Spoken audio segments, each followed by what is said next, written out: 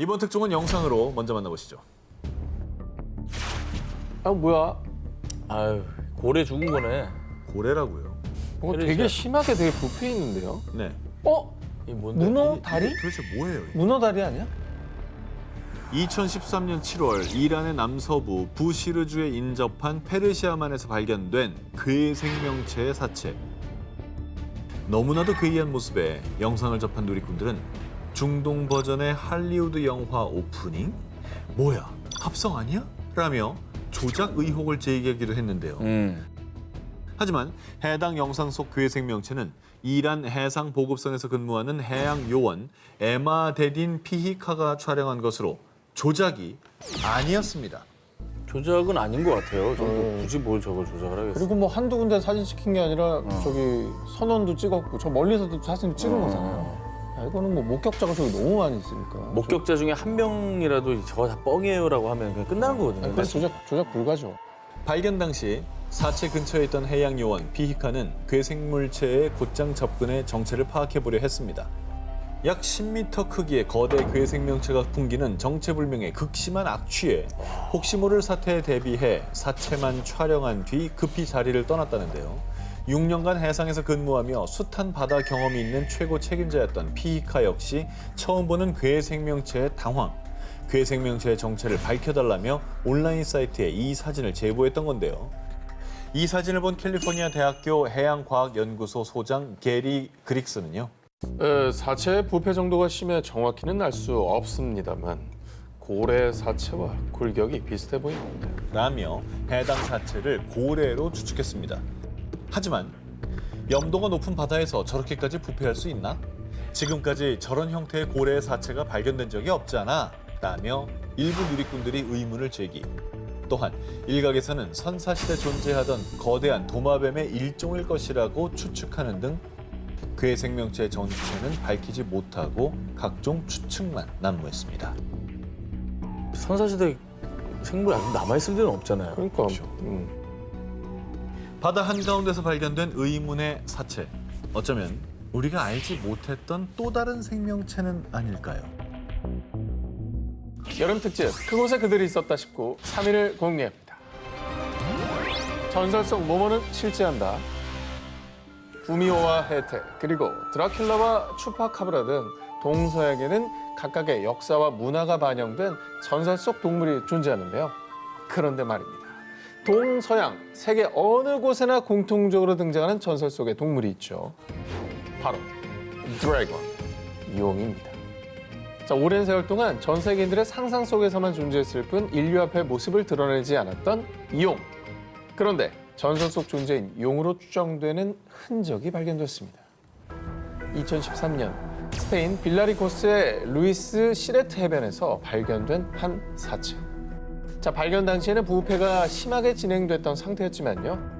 약 4m에 달하는 긴 몸집에 은빛으로 빛나는 몸통과 커다란 꼬리, 지느러미, 그리고 머리에는 뿔 같은 돌기까지 분명히 확인할 수 있었는데요. 솔직히 누가 봐도 뭐가 떠오릅니까? 용이죠. 용이라고 보기에는 뭐 저런 애가 없을 거야. 심해어 같은 애 중에 저런 애 있지 않겠어요? 아니야, 이거는 좀 용 같아. 앞에 뿔 달렸잖아요, 저 머리에. 예. 저기 보이죠? 뿔 이렇게 저게 돋아있는 뿔이에요? 거. 뿔이 있다고요. 이거는 물고기스럽지는 않아요. 해당 사체를 살핀 해양생물 전문가들조차 정확한 답변을 내놓진 못했습니다. 근데 저건 진짜 작은 사이즈가 아닌데 용케 사람들 눈에 안 띄고 잘 살았다 그동안. 자, 일각에서는 사체의 뼈 구조, 형태 등으로 미뤄보아 산갈치의 일종 혹은 환도상어의 일종으로 추정했는데요. 전문가들은 정확한 정체를 알기 위해서는 유전자 검사를 해야 하지만 매우 막대한 비용이 드는 만큼 이 투자자를 찾기가 쉽지 않다고 밝혔습니다. 자, 그리고 그 사이 이미 부패가 많이 진행된 이 괴생명체의 사체는 위생상의 이유로 매장됐다고 합니다. 이제는 영원히 묻혀버리고만 용을 닮은 괴생명체 비밀. 정말 전설 속 용은 실제했던 걸까요? 여름 특집 그곳에 그들이 있었다 싶고 2위를 공개합니다. 모모의 출입문. 2016년 아르헨티나의 영화 감독인 세르기오는 유령, 외계인 등 초자연 현상을 다룬 영화를 제작하기 위해 촬영 장소를 물색 중에 있었는데요. 그러던 중 G사 위성 지도를 통해 아르헨티나 파라나강 삼각주 지역에서 초승달 모양의 호수와 독특한 원형의 섬을 발견. 그리고 얼마 뒤 세르기오는 신비의 섬을 찾아 직접 탐사를 떠났습니다. 자, 그런데 말입니다. 대체 어찌 된 일인지 분명히 지도를 보고 찾아갔지만 섬과 육지가 맞닿는 부분을 찾을 수가 없었습니다. 그렇게 첫 번째 탐사는 실패. 그렇게 집으로 돌아온 세르기오는 다시 섬의 지도를 살펴보다가 충격적인 사실을 발견하게 됩니다. 뭐 저 왔다 갔다 하는 거죠? 저 안에서? 분명히 지도에 있는 섬인데 이를 발견하지 못한 게 이상했던 세르기오는 지도의 시간 제어 기능을 사용. 시기별로 찍힌 섬의 위성 사진을 비교해봤습니다. 잔잔한 호수 위에 떠 있는 섬이 마치 눈동자 마냥 빙글빙글 조금씩 회전. 말 그대로 섬이 자전을 하고 있었던 겁니다.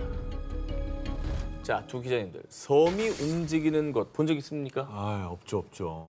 보통 섬이 우리가 봤을 때는 물에 떠 있는 거지 물 밑에서는 다 지각에 연결돼 있기 붙어있죠. 때문에 저렇게 움직이는 건 말이 안 돼요. 그 저 무게가 그죠? 그렇죠. 자, 움직이는 섬에 더욱 흥미를 느낀 세르기오는 두 번째 탐사를 시작합니다. 그 결과 아주 힘들고 어렵게 드디어 섬을 발견했습니다. 그런데 섬은 이상한 점이 한두 개가 아니었습니다. 예, 물이 이상하리만큼 너무 투명하고 차가웠어요. 그리고 주변에 질퍽한 땅과 반대로 이 호수 늪의 바닥만 유난히 딱딱했어요. 이뿐이 아닙니다. 더 놀라운 건 섬의 모양. 이 섬은 지름이 120m가량의 작은 섬이었는데요. 그런데 누군가가 의도적으로 만든 것 마냥 모양이 완벽한 원형. 도저히 자연적으로 형성됐다고는 보기 어려웠습니다. 이 신비의 섬의 존재가 알려지자 사람들 사이에서는 이거 외계인이 만든 섬 아니야? 외계인들이 UFO를 숨겨놓은 걸 수도 있지라며 UFO설을 다시 제기. 그리고 UFO 사이트를 운영하는 외계인 연구자 스콧시 워링 역시 실제로 외계인들이 자신들이 사는 곳의 입구를 숨기려고 하는 방법이라고 생각합니다. 호수의 원형은 100m 크기의 UFO에 맞을 만큼 충분히 큽니다. 이 섬이 UFO 기지라는 주장에 힘을 실었습니다. 이 미스테리한 섬은 움직이는 모습이 마치 사람의 눈을 닮았다고 해서 스페인어로 눈을 뜻하는 엘 오호라 불리게 됐습니다. 그동안 세르기오 촬영팀을 포함해 수많은 사람이 이 회전하는 섬 엘 오호의 비밀을 밝히려 섬을 탐사했지만요. 엘 오호가 생긴 이유, 회전하는 이유 등 섬의 수수께끼는 그 누구도 풀지 못했습니다. 자전하는 섬, 엘 오호. 과연 그 섬은 UFO의 출입문이었던 걸까요? 엘 오호의 미스테리는 아직도 미궁에 빠져 있습니다. 네, 여름 특집 그곳에 그들이 있었다 싶고 18위와 1위 헤드라인 공개해 주십시오.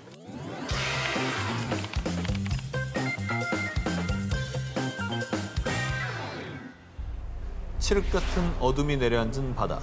바람 한 점 불지 않은 조용한 그때. 갑자기 파도가 소용돌이가 치기 시작하더니 바닷속에서 등장한 거대한 촉수. 괴물이다! 괴물이 나타났다! 바다 괴물의 공격에 순식간에 난파당한 배.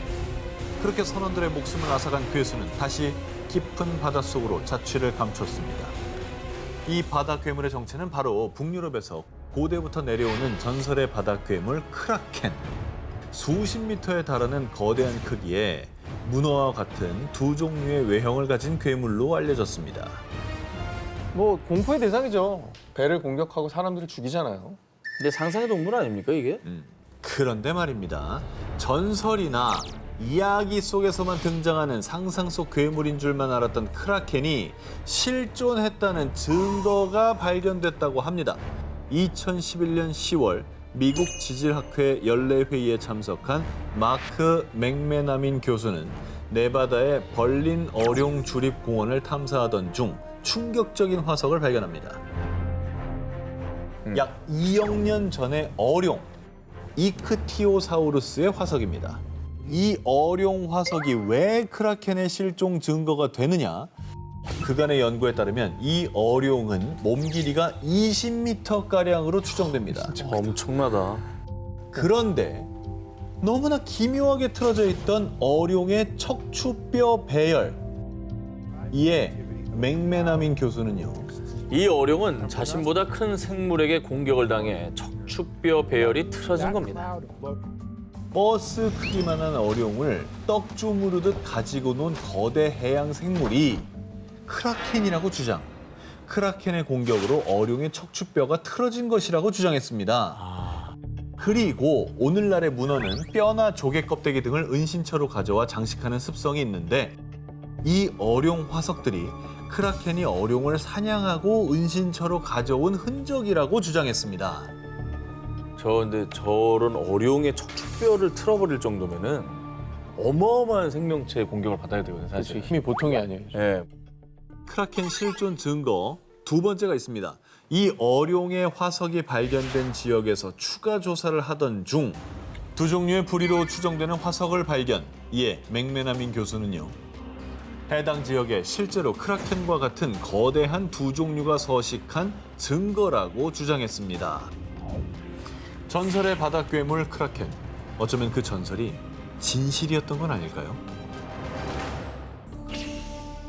학계에 충격과 논란을 남긴 이 사진의 정체. 1908년 그리스령 크레타섬의 미노스 궁전 지하 저장고에서 발견된 유물. 일명 파이스토스 원반입니다. 원반의 문자에 대해선 정확한 해석은 아직 못했습니다. 하지만 이 원반엔 인류 기록보다 훨씬 이전 미지의 고대 문명에 대한 미스터리가 담겨 있다고 합니다. 저 그림에 막 컴퓨터 그려져 있고 막 그런 건가? 컴퓨터? 뭐 이렇게 우리가 뭐 지금도 없는 막 물건들이 그려져 있으면 스마트폰 그려져 있고. 뭐 그럴 수도 대박이네. 있잖아. 지름 15cm, 두께 2cm가량의 나선형 점토로 만든 파이스토스 원반은 기원전 1700년경 미노스 문명 당시 제작된 것으로 추측됩니다. 당시 보편화된 기록 방식은 젖은 점토에 직접 문자를 새겨서 각인하는 것이었습니다. 그런데 연구 결과 파이스토스 원반은 상형 문자의 모양을 본뜬 도장을 제작해 점토에 눌러 풀에 구워내는 방식으로 기록했습니다. 이 파이스토스 원반은 활자를 인쇄했던 겁니다. 어잉? 그런데 더 기묘한 건 이 파이스토스 원반 외에는 미노스 문명에서 같은 방식의 인쇄 기록물이 전혀 발견되지 않았다는 사실. 이와 비슷한 인쇄 방식이 발견된 건 1119년 독일 프리페닝 수도원의 봉헌 비문인데요. 즉 2800년이나 앞서 선진 기술의 인쇄물을 생성했던 겁니다. 저거야말로 외계인의 기술 아니에요? 이야, 좀 너무 격차가 큰데? 그러니까 다른 데서는 하나도 안 나오는데 저것만 나왔다는 거잖아. 이런 이유로 파이스토스 원반은 시대에 맞지 않는, 설명되지 않는 유물이라 해서 세계 3대 오파츠라 불리고 있는데요. 그런데 또 하나 미스터리한 건 파이스토스 원반에 빽빽하게 새겨진 241개, 45종류의 상형 문자. 전 세계의 고고학자, 언어학자, 암호 전문가가 이 상형 문자를 해독하려 했지만 120여 년의 세월이 흐른 지금까지도 해독 불가. 일각에서는 민호와 여신에 대한 기도문이라는 주장이 제기되기도 했지만요. 정확히 밝혀지지 않은 가운데 여러 추측만 난무하고 있습니다. 원반이 증명하는 선진 기술. 혹시 이 원반이 우리가 모르는 인류 이전의 문명 혹은 외계 문명의 산물은 아닐까요? 자, 그럼 오늘의 데스크 괴물 전문가이자 공학 박사인 곽재식님을 영상으로 만나보겠습니다. 안녕하세요. 안녕하세요. 네, 안녕하세요. 저희 기사에 대한 총평 부탁드리겠습니다. 이 넓은 세상에는 참 이상한 것도 많기도 많구나 하는 생각이 들었습니다. 특히 저는 이런 이상한 생물들이라는 소식을 보면서 저게 정말 UFO일 리는 없을 텐데 저게 정체는 뭘까? 뭐가 저렇게 UFO처럼 잘못 보였을까? 그런 거를 추리하고 상상하고 추측해보는 정말 신기하고 재밌는 시간이었습니다. 자, 그럼 오늘 1위 기사 발표해 주시죠. 1위는 전설의 괴물 크라켄의 실존 증거입니다. 크라켄이 이크티오사우루스를 잡아먹는 것 같다. 뭐 이런 이야기 나오지 않습니까?